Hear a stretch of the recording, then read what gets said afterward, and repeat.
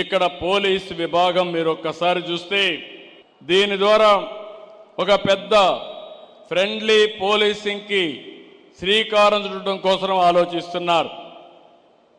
నేను ఇంత మునుపు కూడా చాలా సిస్టమ్స్ అన్నీ పెట్టాం. హౌస్ లాక్ సిస్టమ్ అని, ఎవరైనా కానీ దొంగలు వస్తారంటే ఇంట్లో నుంచి ఎక్కడన్నా బయట పోయినప్పుడు, లేకపోతే ఓసారి టూరుకు పోయినా బంధువుల ఇంటికి పోయినా పోలీసులకు ఇన్ఫామ్ చేస్తే పోలీసులు ఆ సిస్టమ్ ఇంట్లో పెట్టి ఎవరైనా ఇంటి జోలికి వస్తే ఇమ్మీడియట్గా పోలీస్ స్టేషన్కి అలర్ట్ వస్తే దానిపైన యాక్షన్ తీసుకునే విధంగా పెట్టాం. అదే సమయంలో ఒకప్పుడు మీరు ఆలోచిస్తే పోలీసులంతా కూడా ఒక బాడీ ఓర్న్ కెమెరా పెట్టాం. అవతల వాళ్ళతో మాట్లాడుతూ ఉంటే ఇద్దరు రికార్డ్ అయ్యేటివి.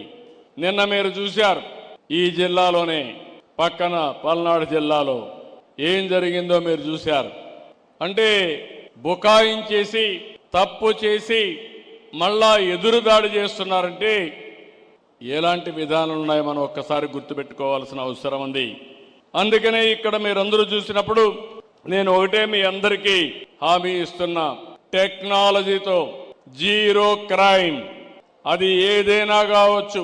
రేపు రాబోయే రోజులు ఇష్టానుసారంగా గంజాయి అమ్మతాం, గంజాయి సేవిస్తాం, గంజాయి పండిస్తాం. మమ్మల్ని అడగద్దంటే మాత్రం కుదరదు, తాట తీస్తామని మరొక్కసారి హెచ్చరిస్తున్న వీళ్ళందరినీ. ఆడబిడ్డల్ని గొడవ చేస్తాం, వేధిస్తాం, లేకపోతే అత్యాచారాలు చేస్తాం, కానీ మమ్మల్ని అడగద్దంటే ఒకటే హామీ ఇస్తున్నా, అదే అలాంటి వారికి చివరి రోజు అవుతుందని మరొక్కసారి హెచ్చరిస్తున్నా. తమాషా అనుకోవద్దండి. ఒకప్పుడు ఏ లేనప్పుడే చూపించా, టెక్నాలజీ లేనప్పుడే చూపించా. ఇప్పుడు పగడ్బందీగా